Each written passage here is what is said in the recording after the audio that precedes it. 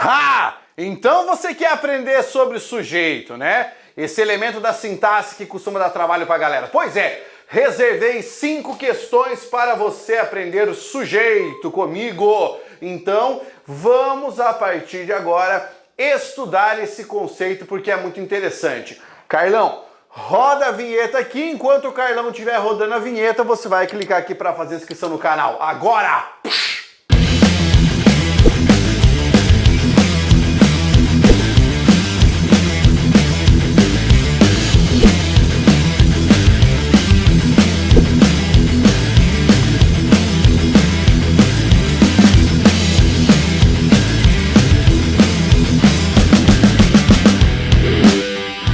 Muito bem, separei 5 questões, você vai resolver, vai internalizar o conceito. Lembra, sujeito é o elemento a respeito do qual nós declaramos alguma coisa, certo? É o elemento a respeito do qual se declara ou se constata um fato ou um estado, que é aquilo que nós temos daí no predicado. Então vamos falar sobre sujeito. Vem comigo aqui, ó, bonitinho.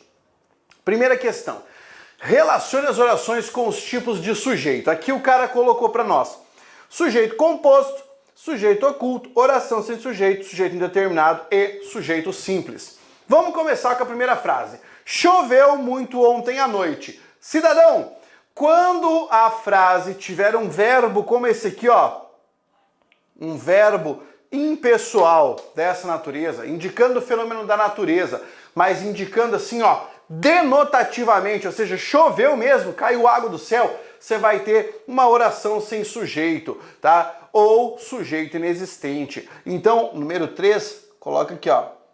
Beleza? E já elimina. Cantar faz bem para a alma. Cara, nós temos 2 verbos aqui. Eu tenho o verbo cantar e eu tenho o verbo fazer. Acontece que o verbo cantar ali está designado como a ação de cantar, como se fosse o cantar, perfeito? Então ele está se comportando como se fosse um substantivo. Aí você vem para a frase e pergunta assim, ora professor, mas o que é que faz bem para a alma? E eu respondo, cantar. Então cantar está figurando como sujeito do verbo fazer. Como não tivemos a alternativa aqui de sujeito oracional, aquele formado por um verbo, nós vamos entender que este vai ser um sujeito simples, porque apresentou apenas um núcleo para nós. E vamos colocar aqui o item 5. E já vamos eliminar aqui. As chaves e as malas da Joana já estão no carro. E a minha pergunta para o verbo estar é, o que é que está no carro? E você vem, olha que bonito, as chaves e as malas da Joana. Perceba que nesse sujeito nós temos 2 núcleos, chaves e malas. Mais de um núcleo do sujeito, temos um sujeito composto, então você vem aqui e coloca número 1, beleza? Tá, eliminou. Pablo, sujeito composto não é aquele dos Poços de Ipiranga? Claro que não, cara, claro que não! Olha depois aqui, ó. Não encontraram o culpado. Você tá vendo que esse verbo aqui está na terceira pessoa do plural e não existe um referente por perto? Assim, os policiais não encontraram o culpado, as pessoas não encontraram o culpado, eles não encontraram o culpado. Você viu que não existe um referente perto, só aquela frase, não encontraram o culpado? Pois é, nesse caso, o que nós temos aqui é o que a gente vai chamar de sujeito indeterminado. Terceira pessoa do plural sem um referente expresso. Então coloca aqui, ó, número 4, sujeito indeterminado. E o que é que sobrou? Sujeito oculto número 2, perdi o voo. Quem perdeu? Eu, só que a palavra eu não está escrita. Ela está o quê? Oculta. Sujeito oculto, sujeito elíptico ou desinencial. Conseguiu responder na tranquilidade, beleza? Então aqui, ó, matamos essa questãozinha, ó, teta. Fácil, fácil demais. Vamos para a próxima? Olha a próxima questão na tela para você. Identifique os sujeitos das orações a seguir e classifique-os. Presta atenção, cara. Quando você olha para o sujeito, você não fica pensando assim, eu vou achar o sujeito. Você vai classificar o sujeito. A ideia é sempre essa, é classificar o sujeito. Então começa pensando o verbo. Vamos lá, primeira. A festa continuou madrugada afora. Beleza? Não vou questionar qualquer outra coisa aqui, eu quero só que você pegue o continuar, beleza? O continuar. Peguei essa questão, colei aqui e eu pergunto, quem continuou? O que continuou? A festa é o sujeito do verbo continuar. Então você vem para cá e escreva que isso aqui é um sujeito simples, beleza? E esse afora é afora, assim, ó, dessa forma, indicando uma forma adverbial, beleza? Letra B, bateram no meu carro, é aquele mesmo caso aqui, opa, tava indo para a letra C, já calma. Letra B, encerrou satisfeito a reunião o diretor da empresa. Vamos lá, galera, encerrou, tá o verbo encerrar, a pergunta é, quem encerrou a reunião? Não! Quem encerrou a reunião foi o diretor da empresa. Isso aqui é um sujeito simples, mas presta atenção. Você viu que ele apareceu depois do verbo? Quando ele aparece depois do verbo, nós chamamos de sujeito pós-posto. Significa colocado após a forma verbal. Isso confunde muita gente. Letra C, bateram no meu carro. Bateram, verbo na terceira pessoa do plural sem referente expresso. Trata-se de um sujeito indeterminado, professor. Sujeito indeterminado. Letra D, faz muitos anos que ele partiu. Nós temos dois verbos, vamos então classificar dois sujeitos. O verbo fazer e o verbo partir. Aqui tá fácil. Quem foi que partiu? Ele. Então, ele é sujeito simples do verbo partir. Pablo, qual é o sujeito do verbo fazer? Agora você vai prestar atenção comigo. Olha só que coisa importante. O verbo fazer, indicando tempo transcorrido, é um verbo impessoal. Isso significa ele não possui sujeito.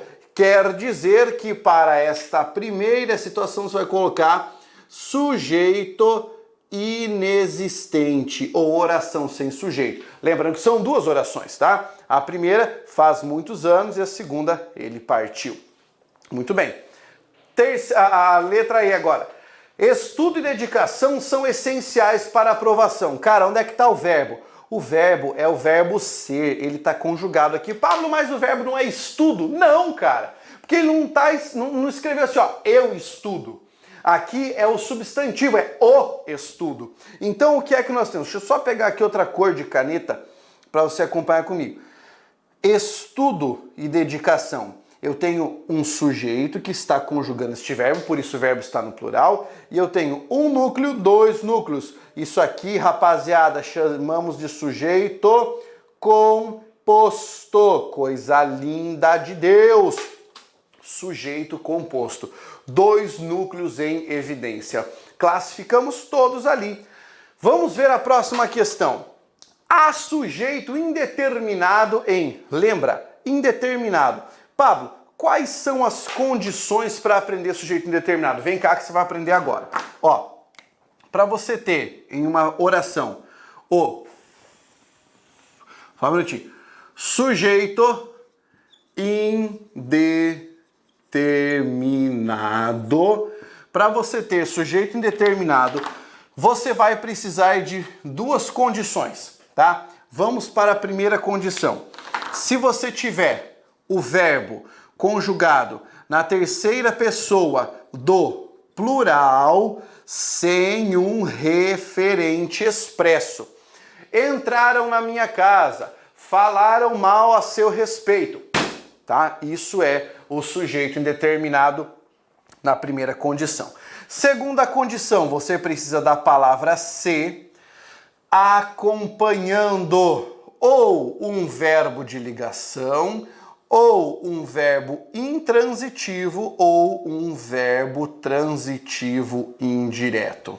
Então, eu vou dar exemplos aqui para você. Com o verbo de ligação, olha só. Não se ficou feliz. Aqui eu tenho um sujeito indeterminado. Por quê? Porque este se é o que nós vamos chamar de pronome indeterminador do sujeito, ou, se você preferir, índice de indeterminação do sujeito, tá? Pode ser este o nome. E aqui você tem um sujeito indeterminado. Com verbo intransitivo, olha o exemplo aqui, ó. Vive-se bem em Cascavel, a cidade onde eu moro.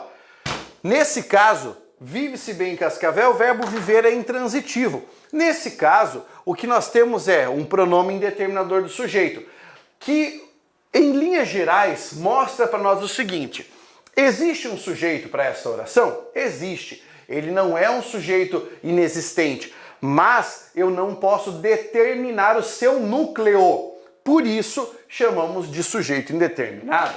E no terceiro caso aqui, ó, com verbo transitivo indireto mais palavra ser, olha que exemplo legal. Precisa-se de bons professores, beleza? Nesse caso eu tenho o verbo precisar, que é verbo transitivo indireto. Como é que eu sei? Ele está chamando essa maluca aqui, ó, essa preposição. Quando ele chama a preposição, você já sabe, ó. Chamou a preposição palavrinha ser, o que nós temos aqui? Índice de indeterminação do sujeito. Você reparou que nessa condição o verbo sempre está no singular? Porque isso é regra, meu irmão. Então agora vamos analisar a questão. Não deve haver problemas com sua contratação. Aqui, o que a gente tem? O verbo haver. O verbo haver, quando estiver significando existir, quando significar ocorrer ou quando significar acontecer, vai ser impessoal. Além de não ir para o plural, forma uma oração sem sujeito. Então, na letra A, é oração sem sujeito. Letra B. Precisa-se de mais computadores no escritório. Olha que coisa linda. Eu usei até o mesmo verbo. O verbo precisar. Precisar, transitivo indireto, palavra ser, tá bonitinho aqui. Então, você marca. Aqui, ó, verbo transitivo indireto, este ser, índice de indeterminação do sujeito. Resposta, letra B. Letra C. Desse ciência as partes da decisão. Pablo, por que não é esse aí? Porque o verbo dar é bitransitivo. E com o verbo bitransitivo, essa palavra ser não vai ser índice de indeterminação do sujeito. Vai ser partícula passivadora. Então não é o da letra C. Pode eliminar aqui. Alugam-se apartamentos. Aqui eu tenho o verbo transitivo direto. Quem aluga, aluga alguma coisa. Isso é uma partícula passivadora. Quero que você perceba outra coisa. O verbo alugar está no plural. Lembra que eu disse para você que quando for sujeito indeterminado com a palavra ser, o verbo sempre vai ficar no singular? Pois é. Agora, olha só. É preciso entrar com um novo recurso. Pablo, eu não estou achando o sujeito, então calma. Entrar com um novo recurso é a oração que conjuga o verbo ser. Então isso aqui, ó, é o que a gente chama de sujeito oracional, tá? Não é sujeito indeterminado. Isso aqui, essa oração toda é sujeito deste verbo ser. Tudo bem? Agora, nesse momento, começaram a feri-lo nas mãos a pau. Nessa frase, o sujeito do verbo é, vamos observar? Começaram a feri-lo nas mãos. Minha pergunta, quem começou? Se falar, Pablo, não sei, porque não apareceu na frase. Exatamente. Existe um referente próximo? Não. O que eu disse para você?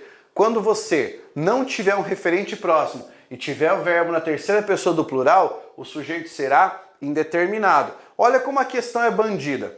Falou nas mãos, não dá, porque eu não tenho sujeito que começa com preposição. Ele é indeterminado. Pablo, por que não é eles? Porque a palavra eles não está na frase. Mas eu não posso subentender? Não nesse caso. Você só pode subentender quando você tiver uma desinência que especifica o núcleo do sujeito de forma precisa. Ou seja, para eu, tu, ele, nós, vós, só. Para eles não dá. Isso é uma particularidade da nossa língua portuguesa. Então elimina essa letra C. Não é existente, não tem nada a ver com essa dependendo do contexto, porque a gente está falando de sintaxe. Sintaxe não é necessariamente contextual e não é essa nenhuma das alternativas. Agora vamos pegar essa bonitona aqui, ó. Assinale a alternativa em que a oração sem sujeito. Esperanças haverá sempre. Aqui muita gente cai, por quê? Porque pensa, o sujeito é esperanças, mas não é. Vamos lá. Lembra que eu acabei de falar para você que quando o verbo haver estiver no sentido de existir, ocorrer ou acontecer, ele sempre fica no singular, o verbo haver. E aí você tem uma oração sem sujeito? Vamos olhar essa frase de novo. Esperanças haverá sempre. Esse haverá não está no sentido do verbo existir? Está. Então, isso é uma oração sem sujeito. Pablo, mas e o esperanças? Cara, o haver é verbo transitivo direto. Então, o esperanças é o objeto direto. Mas, Pablo, pode aparecer o objeto direto antes do verbo? Pode. É o que a gente chama de objeto direto topicalizado ou objeto direto anteposto. Anteposto, posto antes, né? É isso que aconteceu aqui, ele só inverteu a frase. Mas essa oração é a que apresenta uma oração sem sujeito. Pablo, e olha a letra B. Ninguém trovejou de tanta raiva quanto eu. Você não falou que quando fosse fenômeno da natureza ia ser oração sem sujeito? É, cara, mas quando fosse no sentido literal, se fosse assim, ó, trovejou noite passada. Não é esse o caso. Essa frase é figurada. E quando o verbo que indica fenômeno natural for figurado, ele poderá ter sujeito. Nesse caso, a palavra ninguém está conjugando o trovejar. Eu posso dizer, eu trovejei de raiva, por exemplo. E aqui o sujeito é simples, então não é a letra B. Haveria desejado ele tudo isso? Olha que questão bandida, hein? Eu vou colocar no quadro para você observar. Por que essa questão é bandida? Porque joga o verbo haver no início da frase e você pensa, aí ó, eu até fiquei confuso, porque agora tinha o verbo haver e o professor falou aquele negócio. Calma, cara. Você tem que observar, primeiro, qual é o verbo principal da frase. A frase está assim, haveria desejado ele tudo isso? Então, olha só. Haveria desejado ele tudo isso? Beleza? Perceba que nós temos aqui uma forma composta de verbos. Eu tenho o verbo haver e eu tenho o verbo desejar. Isso aqui é um tempo verbal composto. Só que o verbo principal é sempre o último verbo da locução. Portanto, o verbo principal é o verbo desejar e não o haver. O haver é meramente um verbo auxiliar. O que é um verbo auxiliar? Ele auxilia a conjugação. Você está dizendo, Pablo, que existe um sujeito para essa frase? Aham. Olha só. Tá vendo a palavra ele que está aqui? Eu vou deslocar um pouquinho para cá. Agora leia a frase. Ele haveria desejado tudo isso? Pronto. Quem haveria desejado tudo isso? Ele. Então, na verdade, o sujeito aqui é a palavra ele. Muito bem. Alguém havia aberto a porta, é o mesmo caso, o verbo principal é o verbo abrir, então o sujeito é a palavra alguém. E olha a letra E. É o mesmo caso da letra B. O cara meteu um choveu para confundir a cabeça do aluno. Só que a frase é choveu papel picado. Então aqui a frase está de forma figurada. O que foi que choveu nas ruas de Curitiba? Papel picado. Então, papel picado, sujeito. Choveu nas ruas de Curitiba. O cara simplesmente inverteu a ordem da frase e conseguiu gerar muita confusão para os candidatos. Com essas 5 questões, você já clareia muito a sua noção a respeito do sujeito. Agora, quero te convidar a participar do Método Jamilk, que é o meu curso de língua portuguesa, tá? As inscrições estão abertas, faça parte do método e venha aprender língua portuguesa e aprofundar seus conhecimentos. O link está aqui embaixo. É só você clicar e fazer parte aí do Método Jamilk que você vai ter ótimo desenvolvimento em português, vai ter sucesso em língua portuguesa, gabaritar as provas e tirar onda em relação a essa matéria. Faça inscrição no canal, deixa o like e um comentário. Aquele abraço. Força, guerreiros!